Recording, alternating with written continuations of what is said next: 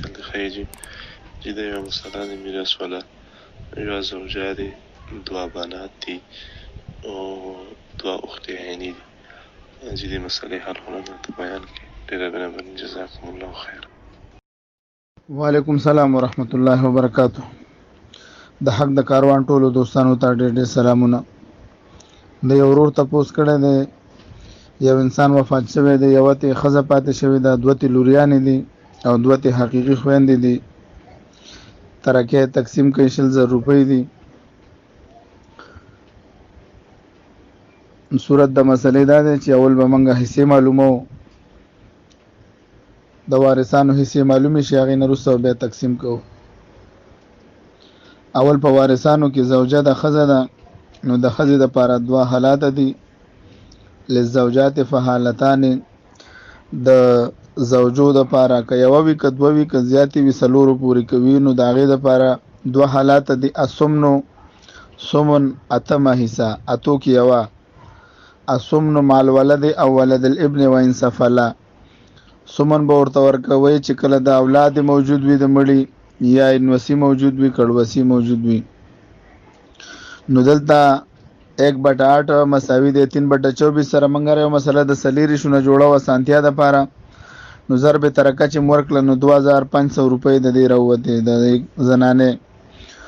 دوه لوریانې دي، نو د بنات الصلبیه چې کم دي د دې دپاره 3 احوال دي.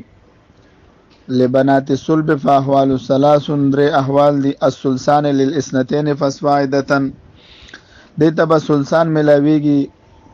ثلثان معنا په دریو کې 2/3 مساوي دی د 16/24 سره.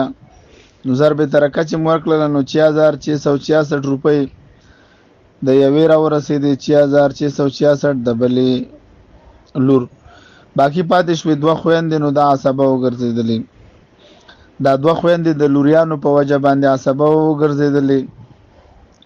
حدیث شریف دی، نبی علیه السلام فرمایي اجعلوا الاخوات مع البنات عصبة، وګرځوئ تاسو دا خویندې په لوریانو باندې عصبه. خویندې په ورور سره هم عصبه ګرځېږي او د میت په لوریانو سره او په نوسو سره هم عصبه ګرځېږي چې نوسۍ دې پاتې وي یا لور وي. نو دلته ورسره لور پاتې دي.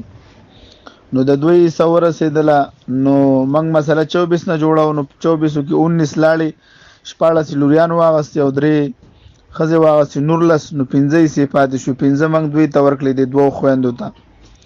نو ضرب ترکه چې ورکړله نو دا 2083 روپۍ د یوې راورسېدې او 2083 روپۍ د بلې. نو دغه هغه اسان انداز کې موږ تقسیم کړو 100,000 روپۍ. اوس چې دا واپس راجمع کړو نو دنه 2500 روپۍ د ښځې شوې، 6666 یو، 6066 بل او 2083 بل، 2083 بل. نو دنه واپس 100,000 روپۍ دا جوړېږي. نو دغه طریقه وه، دا موږ درله تقسیم کړه. بل دا درسونه تاسو مخکې لږ شیر کوئ چې نور مسلمانانو ته هم فایده رسیږي.